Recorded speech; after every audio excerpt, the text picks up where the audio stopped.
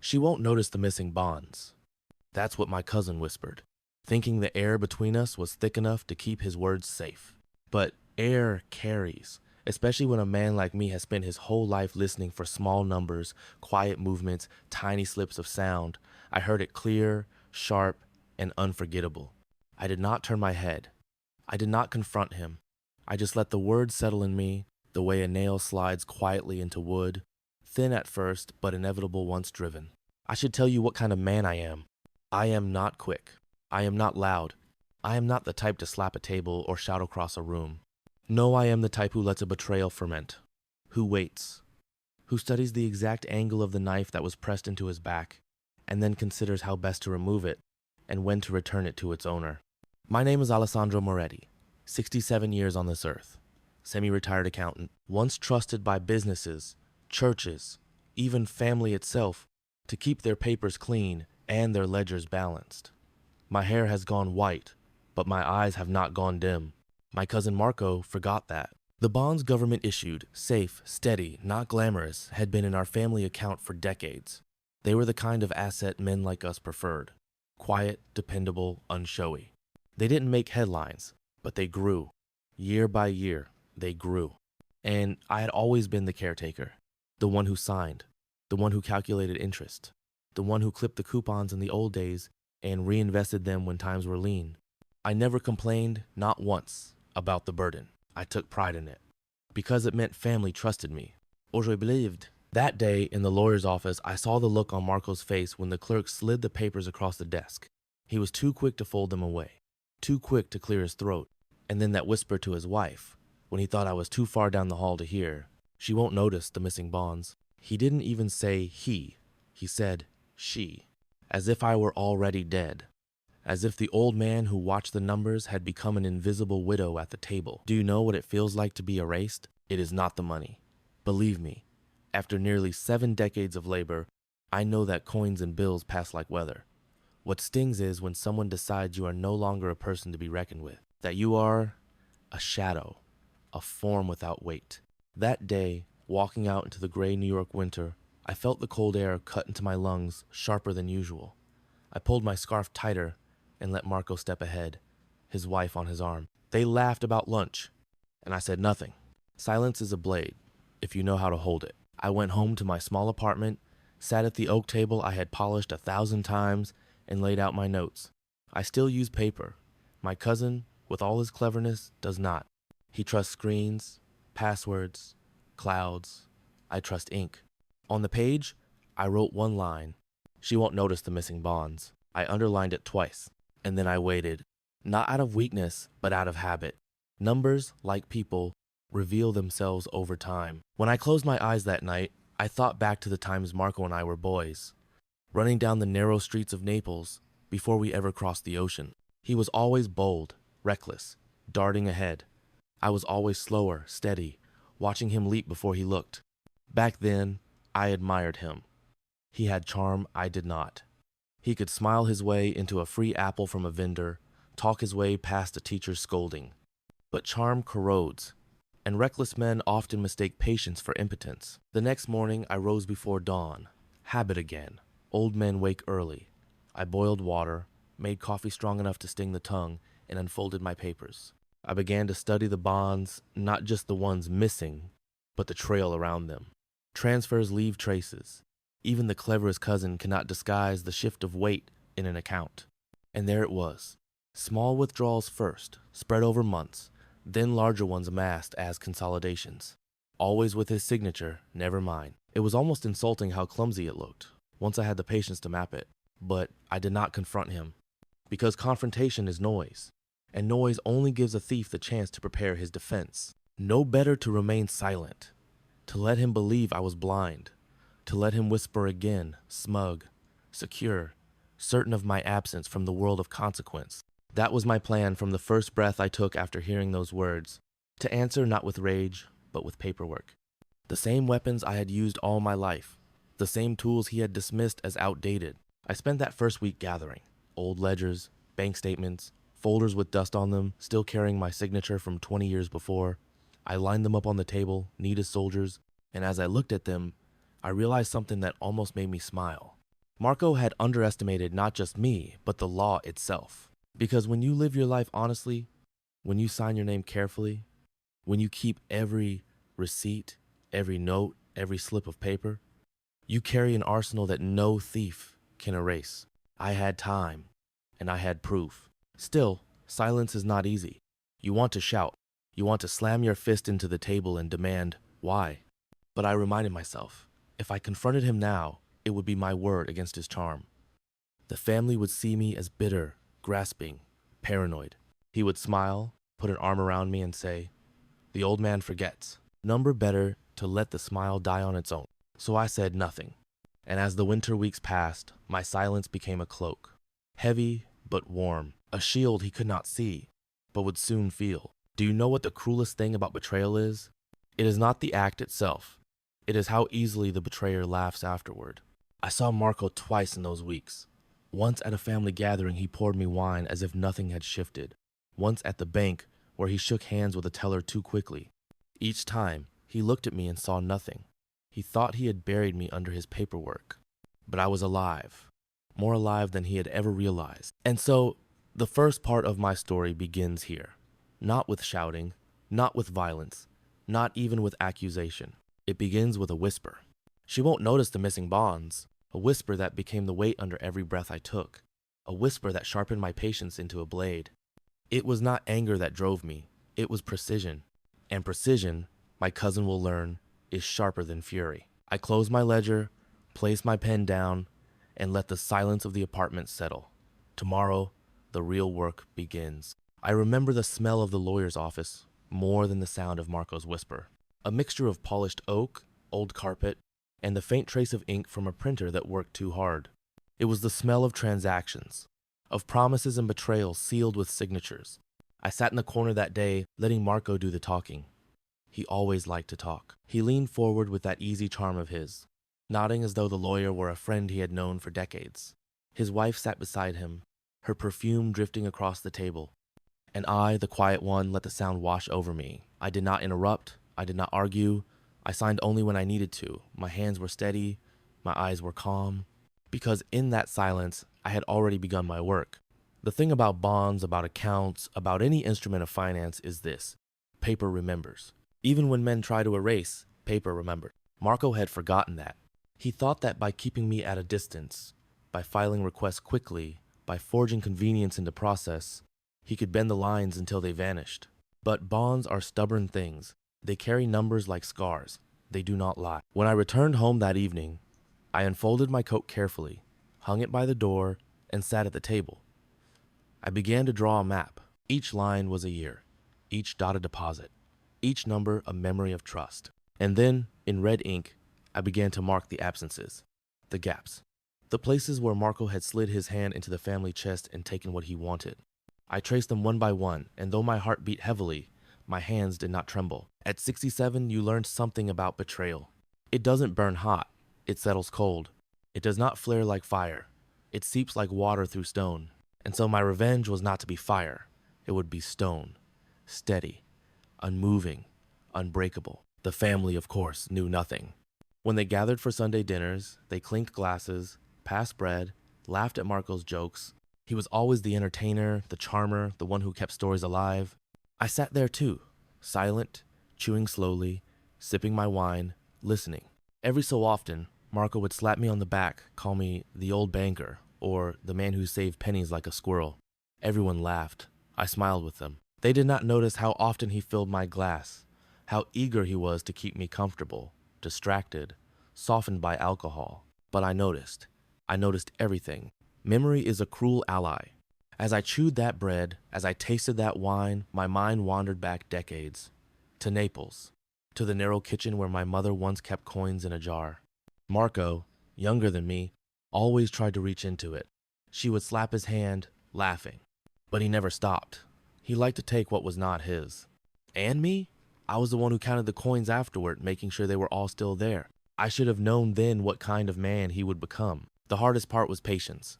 In those first weeks after the whisper, I wanted to act. To call the lawyer immediately. To drag Marco into the light.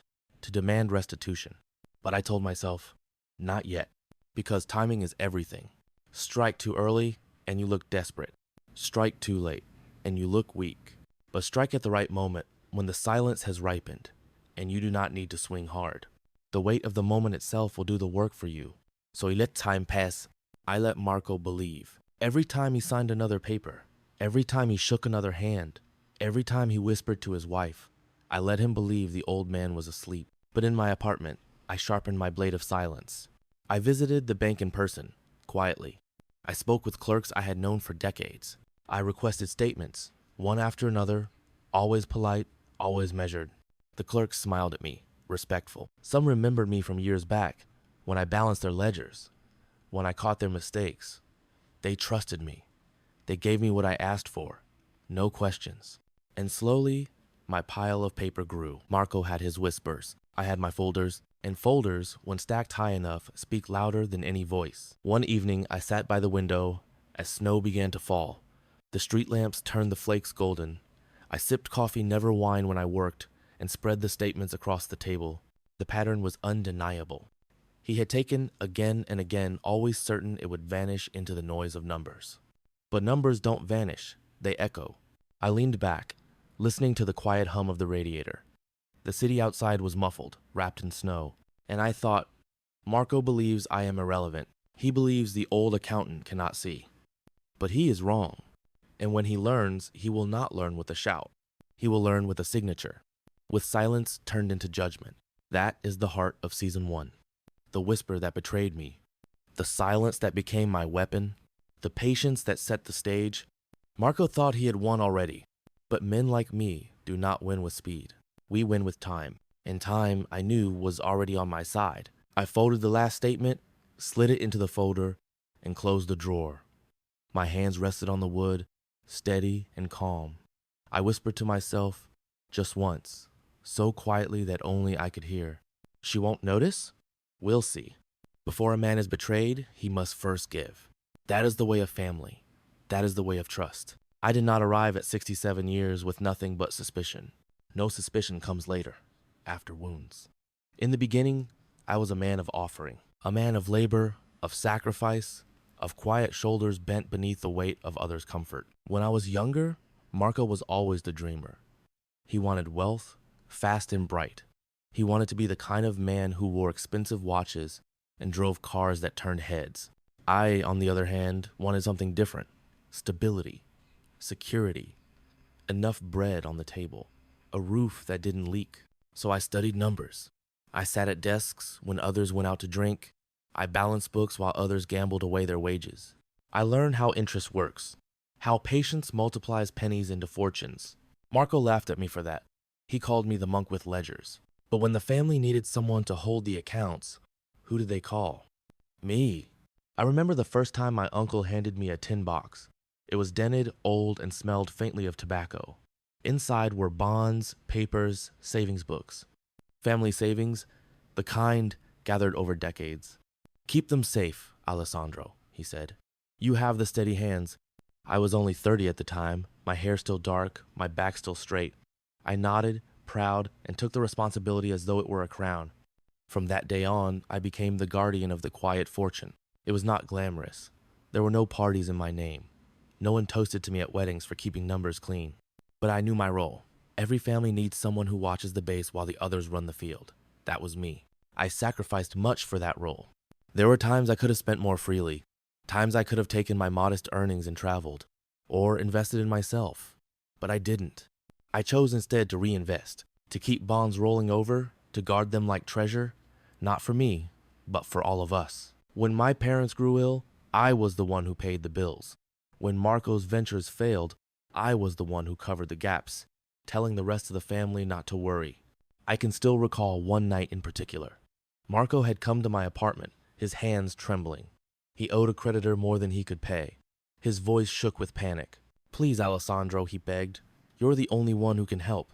I opened the drawer, pulled out the tin box, and gave him what he needed. Not because I was naive, because I believe family is meant to be saved even when they stumble. He kissed my cheek that night, swore he would repay me. He never did. But I told myself it didn't matter. Because isn't that what sacrifice is? To give without expecting a return? Still, sacrifice leaves marks. My hands grew rougher with years of counting, of working late at offices where I wasn't paid enough. My eyes grew tired, reading ledgers by dim lamplight. I had no wife, no children. Some said it was by choice. But the truth is simpler. I never had time. I was always the one holding the tin box, the one who made sure everyone else had their piece of safety. I lived quietly, yes, but I lived honorably.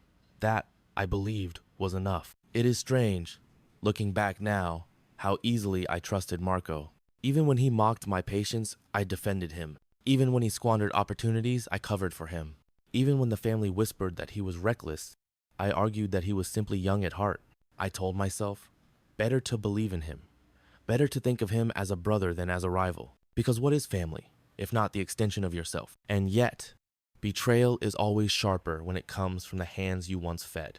I remember birthdays where I wrapped envelopes for Marco, small gifts of money to help him start fresh.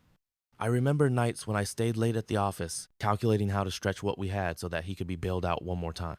And now, decades later, I remember the smirk on his lips when he thought I wasn't listening. She won't notice. As if all my years of sacrifice had aged me into blindness. You see, the pain of betrayal is not in the theft itself. It is in the story you replay afterward. All the nights you worked late, all the mornings you rose early, all the chances you gave, all the meals you skipped so that someone else could eat, and then one day, that person decides you are worth nothing. That is the cruelty of it. But I am not writing this for pity. I am writing this to explain why silence is the only answer. Because when a man has given half a century of sacrifice, when he has poured himself dry into the cup of family, and then that same family drinks and smashes the cup against the wall, what words could repair it? None. Words are wasted. Silence, however, carries weight. I still have that tin box. It sits in the bottom drawer of my desk, dented, rusted at the edges. The papers inside are outdated now, yellowed with time. But I keep it not for the value of what's inside, but for the memory of that trust. It reminds me that once, long ago, family believed in me, trusted me. And though Marco may have forgotten, I have not. That box is my anchor, and it will be my weapon. So when people ask me, why didn't you confront him? Why didn't you shout? I answer with this. Because shouting is for men who are still trying to prove something. I have nothing left to prove. My life, my sacrifice, is already written in ledgers, inked across decades. What remains is not to argue. What remains is to balance the account. And accounts, once balanced, speak louder than any voice. I lean back in my chair, run my hand across the old tin box, and let the silence of the room fill me. The past has already been sacrificed. Now, it is time to measure what comes next. The past is not a straight road. It bends, turns, sometimes doubles back. And often it circles to show you the same lesson you ignored years before. For me, that lesson was always Marco. I was older than him by 5 years. Old enough to know better, but young enough to still want his approval. He had that kind of magnetism, the grin that pulled others into his orbit, the easy laugh that disarmed anger, the way he could turn mistakes into charming stories. I, on the other hand, was not a man of charm. I was a man of diligence. When our family first arrived in America, I worked in the back of a small office, carrying stacks of ledgers, learning English through numbers before I spoke it in words. Marco? He found work in a tailor shop for a month, then in a restaurant, then on the docks, always restless, always searching for something better. And when his jobs failed, and they always failed, I was the one who set aside my meager pay to cover his shortfall. Sacrifice does not begin with grand gestures. It begins with small ones. I remember handing him $5 once, money I had saved for a coat. It was a bitter winter, and my own jacket had holes in the sleeves. But he needed rent, he said, or he'd be thrown out. I gave it to him without hesitation. I wore that same thin jacket all winter, my arms shivering as I walked to work. But I told myself, that's what family is for. There was another time, years later, when Marco wanted to start a business. He had an idea, some import-export scheme, vague but exciting in his telling. He needed capital. I had some savings then, modest but hard-earned. I lent it to him. He promised returns. The business collapsed within months. He shrugged, said, "That's the risk of enterprise," and went on as though nothing had happened. I didn't press him. I didn't demand repayment. Instead, I worked longer hours, took on extra clients, and quietly rebuilt my savings. Because that is what men like me do. We endure. The years slipped by like that. He lived brightly, recklessly, and I lived steadily, silently. Family gatherings painted the difference clearly. He would arrive with a new suit, a new story, sometimes even a new woman on his arm. People laughed, clapped him on the back, admired his boldness. I arrived with clean hands, pressed shirts, and no stories to tell but numbers balanced, accounts settled, and debts quietly erased. They smiled politely at me, but no one clapped. Charm draws the applause, patience draws the silence. And yet, whenever the family needed something serious, who did they call? When an aunt needed hospital bills handled, they asked me to find the money. When a cousin wanted to save for a home, they asked me to organize the account. When my uncle passed, it was me they handed the tin box of bonds and said, "Keep it safe." I bore those responsibilities quietly. I thought Marco appreciated them.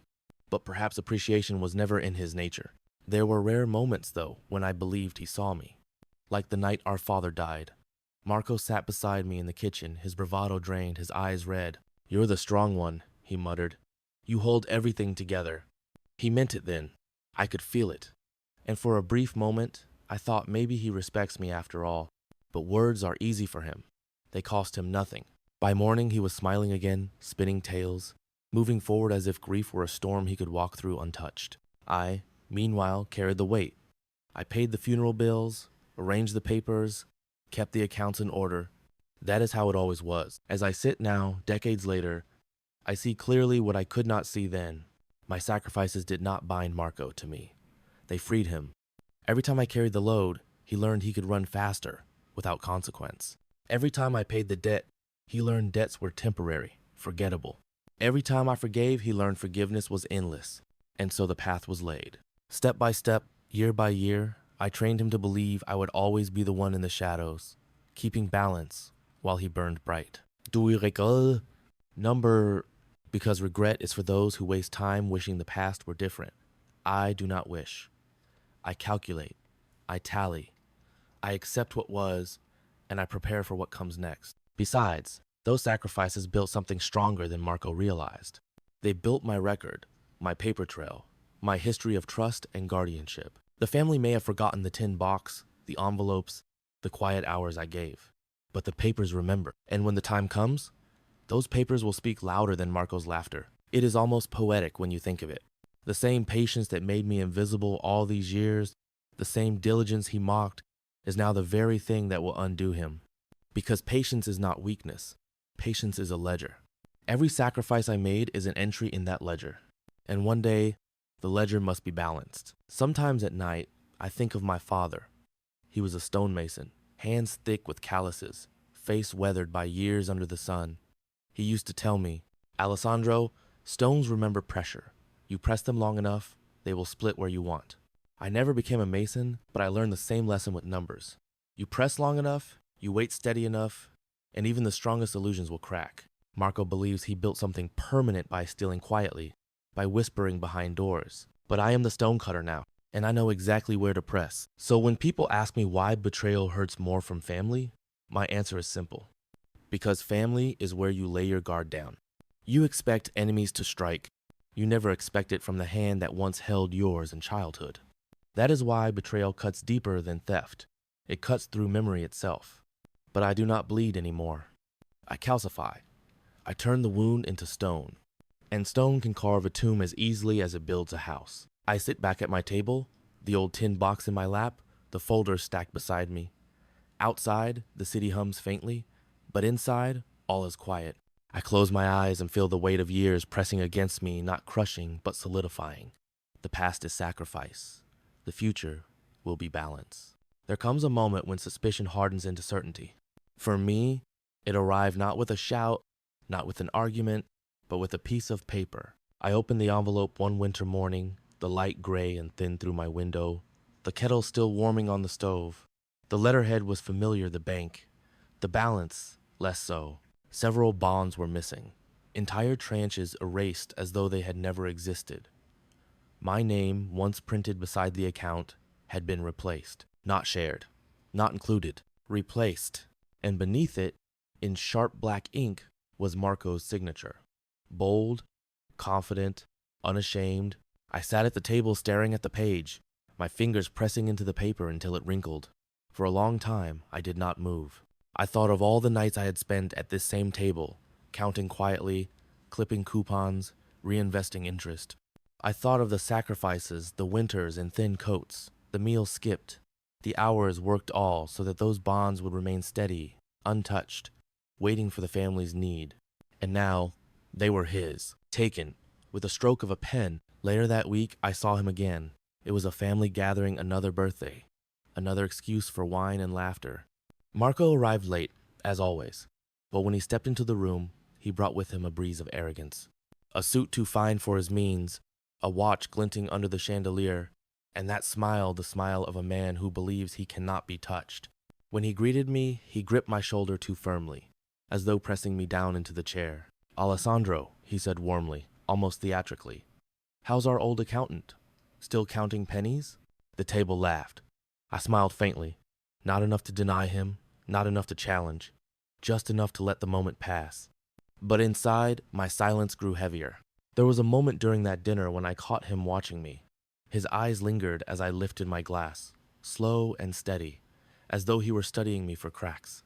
He saw none, because what he mistook for frailty was patience. What he mistook for blindness was calculation. And what he mistook for surrender was only the gathering of proof. After dinner, he stood with a group of cousins by the door, laughing too loudly. I moved past quietly, my coat folded over my arm. That's when I heard it again, though this time not meant for me. "She won't notice," he whispered. And then, as if to salt the wound, he added, "The old man lives in paper, not in the world." The others chuckled. They thought it was harmless fun, a joke between relatives. But I heard what it really was: contempt. Not just theft, but dismissal. Dismissal is the cruelest form of betrayal. To steal is one thing, but to erase a man, to laugh at his irrelevance, is another. I walked home alone that night, the cold air biting at my cheeks. My feet moved steadily through the snow, but my chest felt hollow. Not because of the missing bonds, but because I realized then that Marco had not simply stolen money. He had stolen the story of who I was. To the others, I was now the harmless elder, the faded accountant, the man who once mattered but no longer did. And Marco was the one who carried the future, the one with the confidence, the one with the papers in his name. That realization hurt more than I expected. It stayed with me as I boiled my late-night coffee, as I sorted through old folders, as I sat by the window watching the snow pile higher. The bonds could be replaced, numbers could be restored, but dignity, once erased, must be written back with deliberate hand. And I decided then that I would write mine back not in ink, but in silence. The next morning, I visited the bank. The clerks smiled politely, but I saw the hesitation in their eyes when they pulled up the account. My name was gone from the front page. One clerk, a younger man with neatly combed hair, stammered, "I'm sorry, sir. It seems your cousin has updated the file." Updated, a polite word for theft. I thanked him calmly, accepted the printed statements, and left. I made no scene. I did not demand an explanation, because explanations are for those who wish to be pitied. I did not want pity. I wanted proof. Back home, I spread the statements across the table. Page after page, Marco's signature stared back at me. Bold, arrogant, reckless. I traced each one with my finger, memorizing the curves, the slant of his letters. It was almost beautiful, in a way the handwriting of a man who believed he could not fall. But the higher the handwriting climbs, the further the fall will be when gravity takes hold.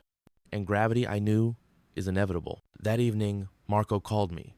His voice was smooth, casual, as though nothing had happened. "Alessandro," he said, "you should come by sometime. I've been working on some new investments. Maybe you could look them over." I listened quietly, the receiver warm against my ear. He spoke as though I were still his safety net, the old accountant ready to tidy his messes. I gave him nothing but a calm reply, "Perhaps." That single word carried all the silence I needed. He didn't notice. He never notices silence. He fills it too quickly with his own noise. After the call, I sat in the dark. No lights, no sounds, just the city breathing faintly beyond the window. And I thought about the shape of betrayal. It isn't sudden. It builds slowly, like snow on a roof. One flake after another, weight upon weight, until the beam beneath begins to crack. Marco's theft was not just one act. It was decades in the making. Every time I covered for him, every time I forgave, every time I stayed silent, I laid another flake upon that roof, and now the roof was groaning. But I was not crushed beneath it. No, I was the one who would choose when the avalanche fell. And when it did, it would not be with shouting, not with violence. It would be with signatures, with documents, with silence sharpened into a blade. I fold the statements carefully, place them back into their folder, and slide them into the drawer. The wood closes with a heavy sound. In the quiet of my apartment, I whisper to myself, steady and calm, "You erased my name, Marco, but names can be written back." The hardest part about betrayal is not discovering it. It is living with the knowledge, day after day, while pretending nothing has changed. That winter was long. Snow piled on the sidewalks, the city lights seemed duller, and every family dinner became a quiet theater where I sat in the corner, watching Marco play his part. He grew bolder after erasing my name. I saw in the way he dressed brighter ties, shinier shoes. I saw it in the way he spoke louder, more certain, as though his voice carried authority it had never earned. At one gathering, he even raised a toast. Glass in hand, smile stretched wide, he proclaimed, "To family, and to keeping traditions alive." The irony stung like vinegar in an open wound. He looked directly at me when he said it, as if daring me to respond. I raised my glass slowly, met his eyes for a moment, and drank. The room erupted in laughter and chatter, but between us, silence sat heavy as stone. I began to notice something else. The family adored him more than ever. He told stories of his investments, vague and embellished. He described business contacts he had supposedly met, deals he was supposedly negotiating. They nodded, impressed, clapped him on the back, congratulated him. And me? I was the relic in the corner, the man they humored, the man whose best years were behind him. At least, that's what they thought. One night, after such a dinner, Marco pulled me aside. His breath smelled of wine. His eyes gleamed with mischief. "You look tired, Alessandro," he said. "You've worked enough in your life. Let me handle things from here." From here, as though the decades before had been a warm-up act, and he was the headliner who would now take the stage. I looked at him calmly. My voice was steady. "You seem very sure of yourself," he laughed. A short, sharp sound. "Of course I am. You've kept everything steady all these years. Now it's my turn to make it grow." And with that, he clapped my shoulder and walked away, his laughter trailing behind him. I returned home that night with a weight in my chest heavier than before. It wasn't anger. It wasn't even grief. It was clarity. Marco did not simply take the bonds. He took my years of labor, my decades of sacrifice, my quiet reputation, and claimed them as his own. He would use my foundation, my steady hands, my patient work, and present it as his brilliance. He would bask in the applause that should have belonged to silence. That, more than the theft itself, was the betrayal. I sat at my desk, the old tin box before me, the paper spread wide. The lamplight caught the edges of the bonds, casting long shadows across the wood. I ran my hand over the surface, feeling the texture of the paper, the raised ink, the signatures. So many years of careful stewardship, reduced to nothing more than a footnote under Marco's name. For the first time in decades, I felt my hand tremble. Not from age, not from weakness, but from restraint. Because every part of me wanted to walk into his home, slam the papers on the table, and expose him before everyone. Every part of me wanted to shout, but shouting is a currency too cheap for the wealth I carried in silence. So I breathed deeply. I closed the folder. I steadied my hand, and I told myself, not yet, because if I spoke too soon, the family would side with him. His charm was louder than my truth. But if I stayed silent, if I built my case carefully, there would come a day when charm could not save him. That day would not be rushed. That day would be chosen. The weeks stretched on. Marco's arrogance bloomed. He invited relatives to dinners at restaurants too expensive for his means. He spoke of expanding investments and long-term strategies. They believed him. They wanted to believe him. And I let them, because the deeper he wove his lie, the tighter the noose became. Every story, every false promise, every exaggerated success, all of it would one day weigh against him, and I would not have to lift a finger. I would only have to present the truth. One Sunday, as the family gathered again, Marco approached me with a smirk. "You know, cousin," he said, "maybe you should relax more. Take a trip. Spend some time enjoying life. Leave the serious matters to me." I looked into his eyes, calm, unwavering, and I said softly, "Enjoy it while it lasts." His smirk faltered for just a moment, a flicker of confusion, quickly masked by laughter. But I saw it. that single crack in his confidence, and it was enough to remind me the ledger would balance sooner or later. At night, I returned again to my papers. I traced the numbers, memorized the missing bonds, cataloged every detail. Marco believed he had erased me, but erasure is never perfect. Shadows remain, ink seeps, copies exist, and I had them all. The betrayal was complete, not just in theft, not just in laughter, but in the rewriting of history. Marco had cast me as a relic, a fool, a blind man clinging to dusty papers. And for now, the family applauded his play. But plays end. The curtain always falls. And when it does, the audience remembers the truth, not the performance, but the foundation beneath it. I had built that foundation, and I would reclaim it. I closed the drawer with deliberate care, the sound echoing in the quiet room. My lips form a single sentence, low and certain. He thinks he owns the story, but stories, like ledgers, can be rewritten. The difference between anger and calculation is time. Anger strikes quickly. Calculation waits. By the time Marco had grown comfortable in his theft, I had already begun my countermove. It did not begin with confrontation. It began, as all lasting victories do, with preparation. The first step was the paper. I gathered every statement I could, every slip of documentation from the past 3 decades. I requested archived ledgers from the bank papers, so old the clerks had to fetch them from storage. Each document bore my signature. Each one was a stone laid in the wall of my defense.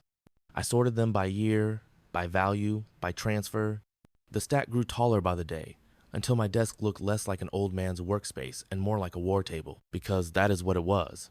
A battlefield where ink and signatures were the weapons. The second step was counsel. I visited a lawyer I had known for years, not a family lawyer, but one I had worked with during my professional life. A man who respected patience, who valued discretion. I sat across from him in his office, the walls lined with books, the air heavy with leather and dust. He asked me calmly, "What brings you here, Alessandro?" I laid the folder on his desk. "Betrayal," I said simply. He flipped through the papers, his brow tightening with each page. Finally, he looked up. "You have more than enough here. This isn't a mistake. It's deliberate." I nodded once. "I know." He leaned back in his chair. "Do you want to confront him?" "No," I said, my voice steady. "I want to end him." The lawyer understood. He explained my options: legal claims, control of accounts, the slow but certain process of reclaiming authority. Every step required silence. Every filing had to be discreet. Marco could not suspect until it was too late.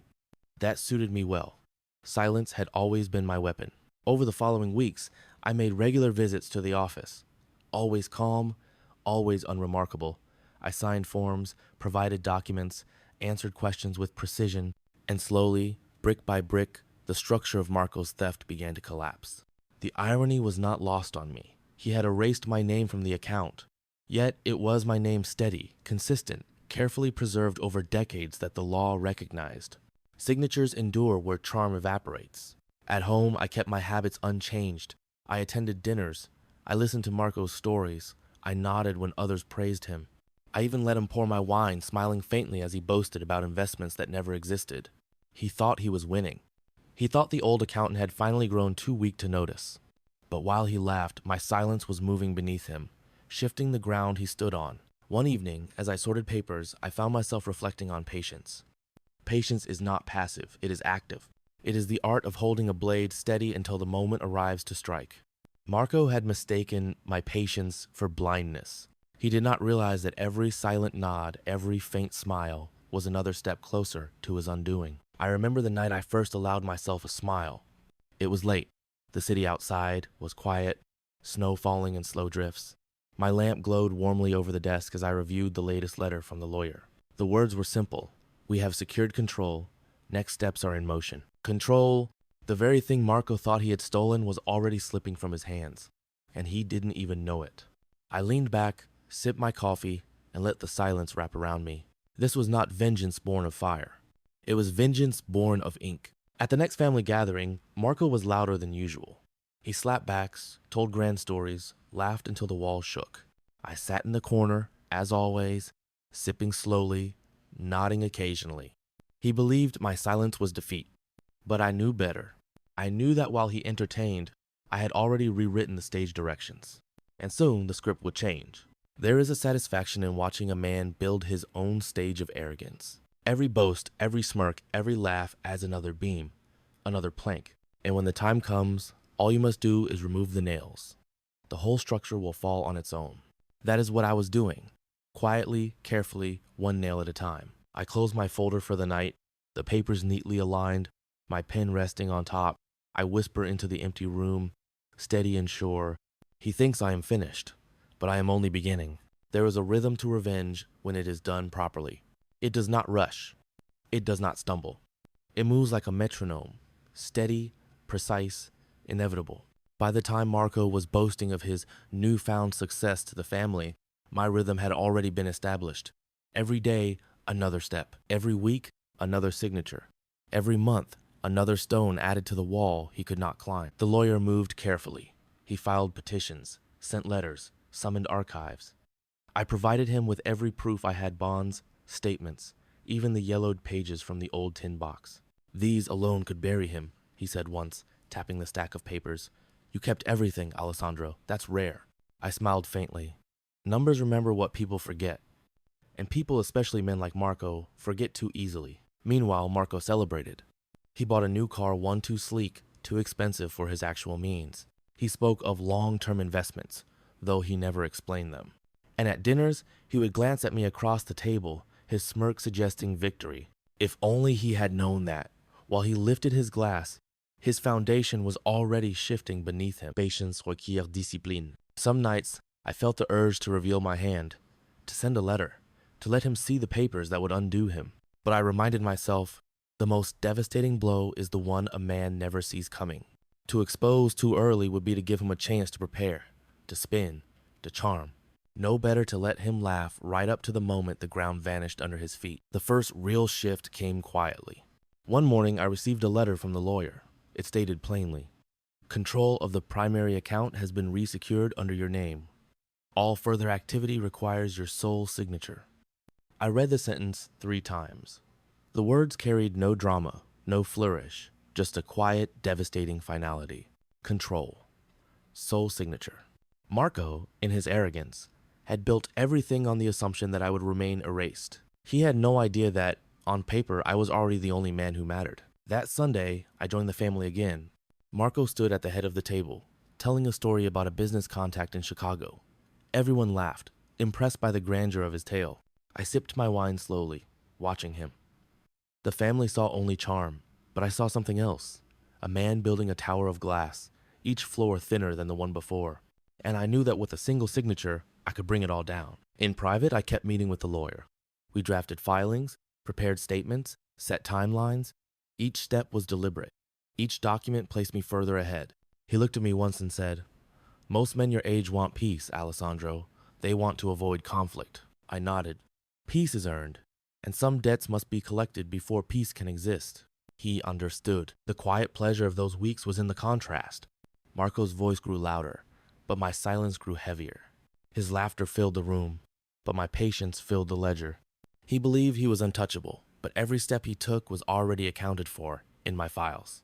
It was almost poetic, a man undone not by confrontation, but by the very silence he dismissed as weakness. One night, as I reviewed another set of documents, I found myself thinking of my father again. Stones remember pressure, he had said. Marco had pressed me for decades, borrowing, mocking, erasing. Now, the stone was ready to split, but the stone would not fall on me. It would fall on him. By the time spring approached, everything was in place. The accounts secured, the filings complete, the lawyer prepared to make the announcement official. Marco remained oblivious. He still laughed, still toasted, still told stories. And every time he met my eyes, he saw only the same faint smile I had worn for years. He never realized that smile had changed. Once it was patience. Now it was certainty. The countermove was complete. The blade had been sharpened, the papers prepared, the silence waited. All that remained was the moment of unveiling the strike that would end his performance in a single blow. And that moment was coming soon. I closed the final folder, my hand resting on the cool wood of the desk. Outside, the city hums with spring's return. Inside, all is quiet. I whisper to myself, steady as ever. The account is balanced. Now it is time for the reckoning. The first cracks in a man's confidence never come with thunder. They arrive quietly, like hairline fractures in glass, invisible at first, but spreading faster than he realizes. Marco's downfall began the day the lawyer summoned us both. I remember the room clearly. A long table of polished mahogany, windows half-shuttered against the spring light. The smell of paper and ink thicker than the air itself. Marco walked in as though he owned the place. His suit was sharp, his tie gleaming. He shook hands too firmly, laughed too loudly. He even winked at me as he sat down across the table. To him, this was routine. Another day of business, another chance to perform. To me, it was the day the curtain would begin to fall. The lawyer adjusted his glasses, cleared his throat, and began to read. His voice was calm, deliberate, the kind of voice trained to deliver facts without flavor. The control of the Moretti family account has been reviewed and confirmed, he said. By documentation, precedent, and signature authority, sole control now rests with Mr. Alessandro Moretti. The words hung in the air like a bell. I sat still, my hands folded neatly on the table. My face gave nothing away, but across from me, I saw the first crack. Marco's smirk faltered. His brows drew together. His laugh caught in his throat. "What?" he asked sharply. "That can't be right. I've been managing—" The lawyer interrupted steady. "Not according to the documents. Every bond, every ledger, every file traces back to Alessandro's stewardship. Your recent transfers, Mr. Marco Moretti, were unauthorized. They are nullified." Nullified. A word that cuts deeper than a blade. Marco's wife shifted uncomfortably beside him. The cousins he had invited as silent witnesses exchanged glances. I said nothing. I did not need to. Silence was my ally. Silence pressed on him harder than any insult could. He turned to me, his face flushed. "You did this," he hissed. I met his eyes calmly. "No," I said softly. "The papers did," the lawyer continued, each sentence tightening the noose. "Furthermore, any future activity requires Alessandro's sole signature. Previous alterations are reversed. Control of the assets is secure under his name, permanently." Marco gripped the edge of the table. His knuckles whitened. His performance, so polished in front of the family, had no script for this. Because charm cannot outshine ink, and laughter cannot erase signatures. I leaned back slightly, my voice low but certain. "I kept every page, Marco. Every bond, every statement, every receipt. While you laughed, I kept records. While you spent, I saved. While you erased, I preserved. And now—" I paused, letting the silence press down. "The account is balanced." He tried to argue. He raised his voice, pointed his finger, insisted there must be a mistake. He even demanded the lawyer reconsider. But every protest only made him smaller. The lawyer remained unmoved, sliding paper after paper across the table, each one a nail in Marco's coffin. And I watched. Patient, steady, silent. The way a man watches a tower he has built finally collapse, not with rage, but with quiet satisfaction. After the meeting, Marco stormed out, his footsteps echoing down the hall. His wife followed, her face pale. The cousins avoided my eyes, their loyalty wobbling now that the tide had shifted. I remained seated, gathering my papers calmly, placing each one neatly in my folder. The lawyer glanced at me. "You handled that well." I nodded once. Silence is stronger than shouting. That night, I returned home and poured myself a glass of wine. Not in celebration, but in acknowledgement. The first act of the downfall was complete. Marco thought he had stolen permanence. But permanence cannot be stolen. It can only be earned. And I had earned it, page by page, year by year, sacrifice by sacrifice. But downfall is not a single moment. It is a slow unraveling. Marco would not crumble all at once. No, he would stumble, resist, grasp at pride. He would lash out, trying to save face. And the more he struggled, the tighter the silence would hold him. That, I knew, was the nature of justice. I sipped the wine slowly, watching the city lights flicker beyond my window. The silence of the room is heavy, but not lonely. It is full of years reclaimed, of dignity restored. And as I set the glass down, I whispered to myself, "The cracks have begun. Soon the whole glass will shatter." Downfall is not sudden. It lingers. It is not a cliff one falls from, but a staircase that crumbles, step by step, beneath the betrayer's feet. Marco began to stumble the very day after the lawyer's announcement. He called me in the morning. His voice was tight, stretched thin like a rope about to snap. "Alessandro," he said quickly, almost breathless, "we need to fix this. The lawyer's wrong. There must be some mistake. You'll tell them, won't you? You'll explain it's all family, that we share. Share. The word tasted bitter. I let a long silence pass before answering. Finally, I said, "The papers speak for themselves, Marco." And then I hung up. He began showing up at dinners with less confidence. The shine of his suit seemed duller, his laughter forced, his stories shorter, shakier. The family noticed. They didn't say it aloud, but I saw in their glances the way their eyes lingered on me now, not on him. Because authority is not only about wealth, it is about certainty. And certainty had shifted. One evening, after a meal, Marco tried again. He cornered me near the door, his face pale, his smile brittle. "You don't understand," he whispered fiercely. "Without those bonds, without that account, I'm finished." I met his eyes steadily. "You finished yourself." His mouth opened, then closed. He had no answer. For the first time in decades, I saw him speechless. The weeks that followed stripped him further. Whispers spread through the family about missing money, about investments that never seemed to appear, about debts he could no longer cover with a smirk and a story. He tried to laugh it off, but laughter is weaker when no one joins it. And slowly, the same cousins who once applauded his charm began to sit closer to me, to ask my opinion again, to recall how I had always been the one with steady hands. It was not triumph I felt in those moments. It was balance. The ledger of respect, too, was being corrected. Marco grew desperate. He called again, this time at night. His voice was thick with wine, heavy with bitterness. "You planned this," he accused. "You've been waiting all these years to humiliate me." I held the receiver quietly, letting his words echo. When I finally spoke, my voice was calm, deliberate. "No, Marco, you humiliated yourself. I only kept the receipts." And then, once more, I hung up. The silence began to crush him. He tried to provoke me in front of the family, little jabs, mocking comments, attempts to draw me into an argument, but I never gave him the satisfaction. I smiled faintly. I sipped my wine. I let the silence stretch until his words turned awkward, hollow, ridiculous. Because when a man shouts at silence, he looks smaller with every word. I remember one Sunday especially. The family gathered in the old dining room. Marco stood, tried to make a toast, but his voice cracked halfway through. His hands trembled around the glass. No one clapped this time. The cousins looked down at their plates. The children fidgeted. His wife pressed her lips into a thin line. And me? I sat calmly, my hands folded, watching him unravel. He looked at me across the table then, his eyes desperate, searching.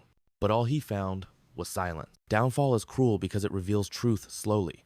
It peels away the illusions, one layer at a time, until nothing remains but the core. And Marco's core was hollow.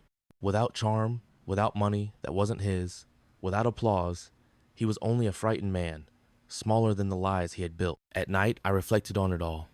Not with gloating, not with cruelty, but with the steady understanding that justice had come. Marco had stolen bonds, erased my name, mocked my silence. And now, those same bonds, that same name, that same silence, had undone him completely.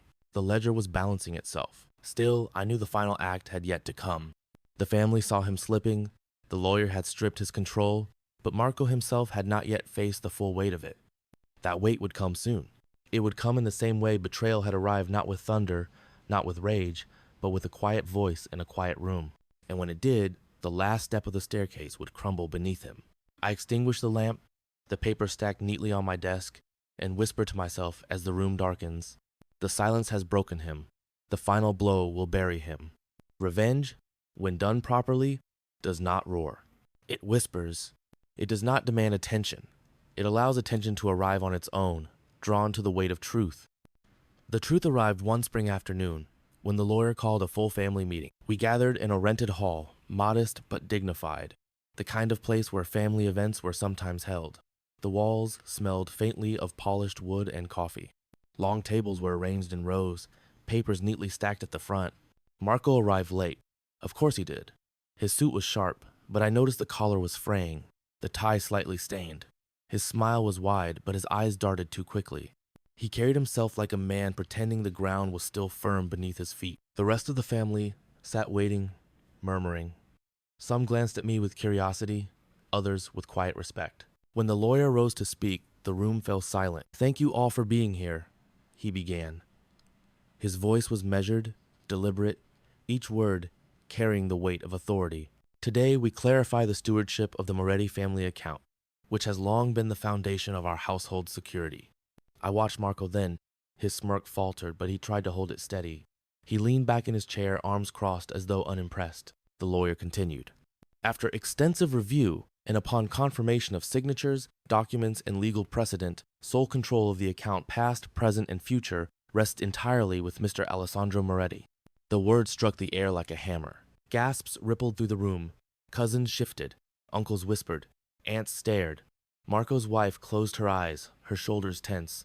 And Marco? His face drained of color. He opened his mouth as though to laugh, to dismiss, but no sound came out. The lawyer pressed on, relentless. All previous transfers made without his authorization are invalid. All assets are restored under his name. Moving forward, no activity may be conducted without his direct approval. The finality of it was complete. No appeal, no loophole, just truth, heavy and immovable. The silence that followed was thick. Then, slowly, the cousins turned their eyes toward me. I did not rise, I did not gesture, I did not need to. I sat calmly, my hands folded, my face steady. The dignity of silence spoke louder than any speech could. Marco shifted in his seat, his hand trembling against the table. Finally, he muttered, "This is wrong. It's theft." I met his eyes then, unblinking. My voice was low, calm, but it carried across the room. "Theft, Marco, is what you did. This is balance." The room stayed silent. No one defended him. Not this time. The lawyer closed his folder and sat down. The matter was finished. I rose slowly, not with drama, but with the quiet weight of certainty. "I will ensure the account remains what it was always meant to be," I said softly. "Safe, steady, for all of us." It was not a boast, not a performance, just a promise, spoken from the man who had carried the burden all along. And for the first time in years, the family listened, truly listened. Marco did not speak again. He stared at the table, his face pale, his pride stripped bare. The family's eyes no longer looked toward him. They looked past him, as though he had already become invisible. And perhaps he had. That night, I returned to my apartment. I poured a glass of wine, the same ritual as always. I sat at my table, the papers neatly stacked, the tin box resting in its drawer. The city outside hummed, steady, unaware. But inside, I felt the silence differently now. Not as a weight, not as a burden, but as peace. Because the ledger was balanced. Because the account was restored. Because dignity, once stolen, had been reclaimed. I thought then of my father, of the stone he held in his hand, pressing it until it split just where he intended. I thought of the years of sacrifice, the quiet meals, the nights alone with ledgers. I thought of Marco's smirk, his whisper, his laughter. And I thought of the silence that had answered all of it. Silence is not weakness. It is strength, sharpened by patience, made unbreakable by time. I lift my glass, alone in the quiet room, and speak softly into the stillness. It is finished. When revenge is complete, it does not feel like triumph. It feels like stillness. There were no fireworks after the lawyer's announcement. No grand applause, no crowns or medals. There was only the sound of papers being folded, chairs scraping against the floor, and the quiet shuffling of relatives uncertain of what to say. But for me, that silence was more satisfying than any ovation. In the weeks that followed, Marco retreated. He stopped attending family dinners.